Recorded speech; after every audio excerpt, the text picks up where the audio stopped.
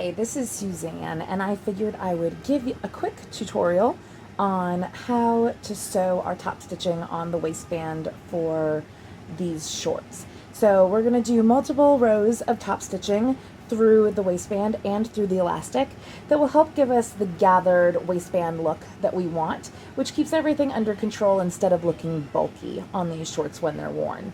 So the first thing, you want to make sure that you've threaded your elastic through, that you've closed up your hole in the back so everything is fully connected.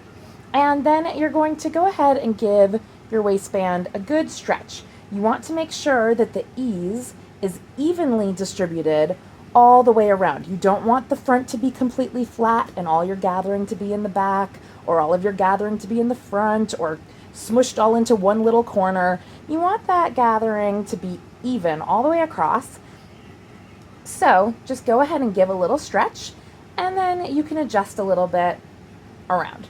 In order to anchor that in place, we're going to use pins or clips, and go ahead and pin at your center back, your center front, and then at each of the sides. While you're doing this, if your elastic is 1 inch rather than 1.5 inches, or 1.25 inches rather than 1.5 inches, make sure that elastic is pushed all the way down to your seam allowance, and if there's any excess, that'll be at the top. Now my elastic is the 1.5 inch, so it fills my casing very well. So go ahead and get those pins locked in place. Now we're going to move on to sewing. As you sew, you are going to stretch the waistband. You're not going to just stretch to the width of the waistband, you're actually going to stretch the waistband itself as well. That way, when the elastic contracts, you'll get those nice little gathers. You can use a straight stitch for this, a zigzag stitch for this, or even a cover stitch machine if you have one. I prefer the zigzag stitch. I think it gives really great gathering, but I've also used straight stitch, and I have a cover stitch and plan on trying that soon. Come on over to the sewing machine with me and we'll do the next part.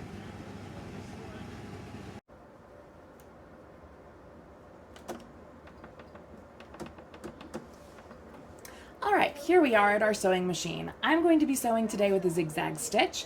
I have my length set to 7 and my width set to 4.5 for my zigzag. You can play around with different widths and lengths. You just don't want a super tight zigzag for this method. So I'm starting at the center back of my waistband.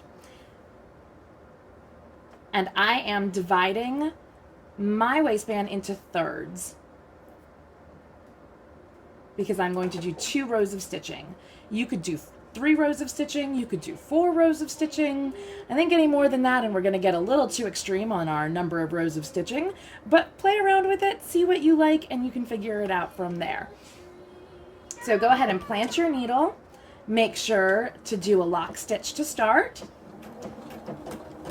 and then your zigzag is going to start. With your needle planted, you want to make sure that you move down your waistband about halfway between your anchor points, and you can always add more pins if that makes it easier for you.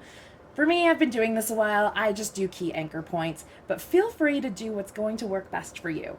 You'll notice that one hand is behind my machine and one hand is in front of my machine. I am stretching my elastic between my 2 hands. You do not want to only pull towards you, otherwise you will bend your needle and potentially break it. Make sure you are pulling equally front and back so that your elastic and waistband can smoothly move through your machine. And go ahead and start sewing.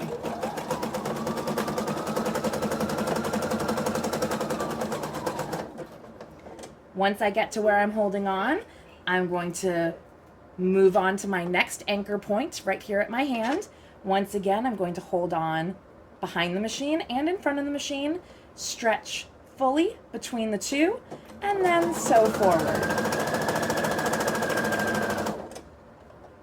Then once I get to my next pin, I'm going to remove that. Keep going until you've made it all the way around. Now that you've sewn your first row of stitching, we're going to go in and sew the second row. Make sure that you have planted your needle that you have locked in that first stitch in place, and then stretch behind the machine and in front, and go ahead and sew.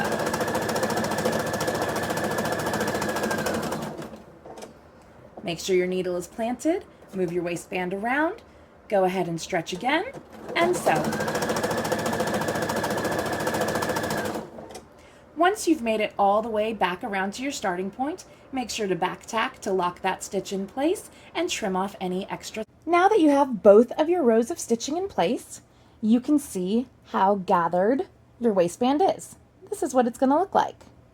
See how those gathers? While maintaining full stretchability for comfort when worn.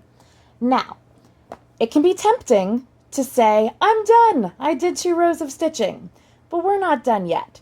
The secret to truly making this waistband look the way a store-bought waistband would look is a really good pressing. So make sure to set your iron to the correct setting for your fabric. We don't want to burn it. Make sure you have it on a steam setting and come on over to the iron and I'll show you the magic.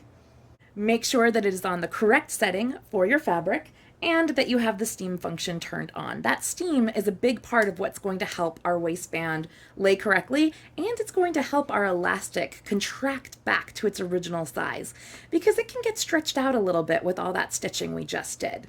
So lay out your waistband, take your iron, put it right on top, and give it some steam. And now I'm giving it a nice press, and I'm going to hold it for just a minute.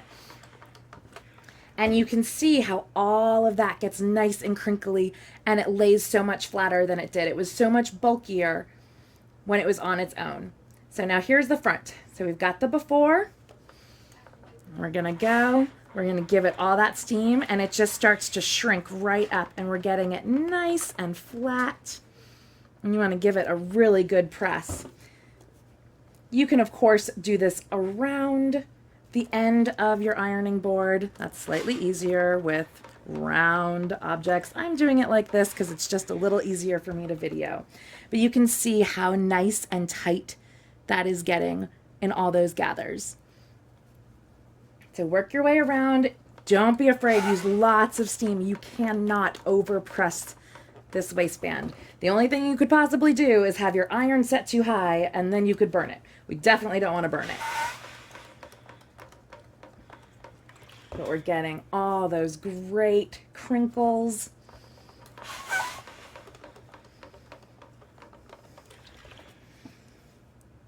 All right, we're going to give it a little bit more press in the front, using all that steam. Oh, that is beautiful. And there we go. We have a waistband sewn and done.